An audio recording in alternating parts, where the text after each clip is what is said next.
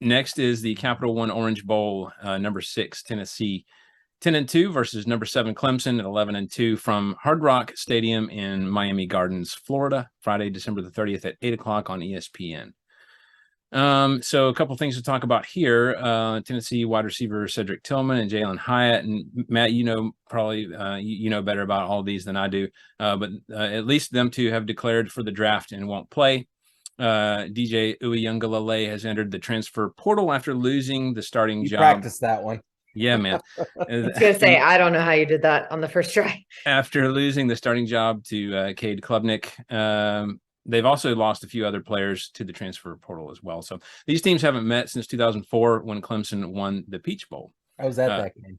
Yeah. Oh, nice. Yeah. Clemson offense has struggled, as we've seen this season. But to be fair, so has the Tennessee defense. So there's going to be some storylines to watch here with that. Jesse, what is your prediction for this one?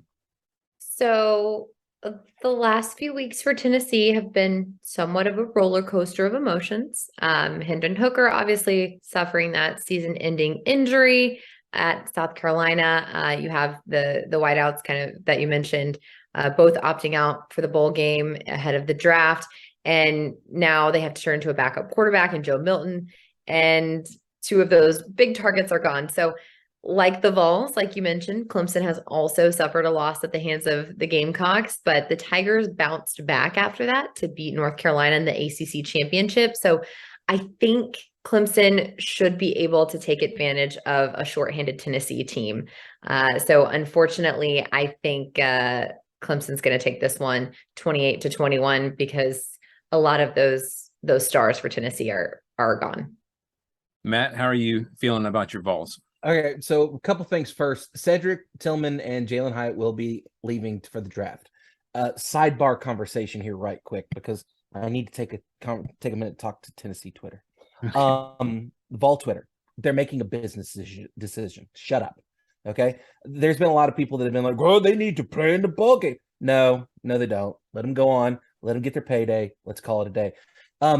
Jesse said they're a little diminished with those two being gone. Cedric has been kind of a non-entity since he got injured earlier in the season, which again is awful and sucks, but it's a reality situation. Tennessee has leaned on a couple of other wide receivers. Squirrel White comes to mind. Brew McCoy comes to mind, and a couple others. Ramel Keaton comes to mind. So there are a couple more guns in the bullet, so to speak. But none with a better name than Squirrel White. You're absolutely right. So yeah, the wide receiver, of course, taking a bit of a hit, losing Jalen Hyatt. Nobody can replace him, but there's still plenty of talent there, I think. Also to mention the fact that yes, Joe Milton will be starting this game over Hendon Hooker. Hooker suffering an awful ACL tear in the South Carolina game kind of puts us behind the 8 ball, but I have faith in Deep Throw Joe. And so I think that Tennessee is going to find a way to win this ball game. I think it's going to be tight. I think it's probably going to come down to the very end of the game.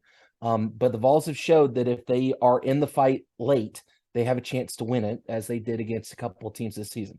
So I'm going to go ahead and go on a limb here. I'm going to say Tennessee wins this game 42-40. All right. Yeah. So Vegas has Clemson by 6. I get that Hendon Hooker's injured and Tillman and Hyatt aren't playing. But like you said, Matt, I kind of view it as like an opportunity for guys to step up. And I think Joe Milton is gonna do well, I think, or at least well enough. So I don't think Clemson has the upper hand here, maybe quite like a few others think. I think this becomes a shootout that perhaps Clemson can't keep up with. So because of that, I'm going with Tennessee 38-28. That's the proper pick. Thank you, Wes. I hear you.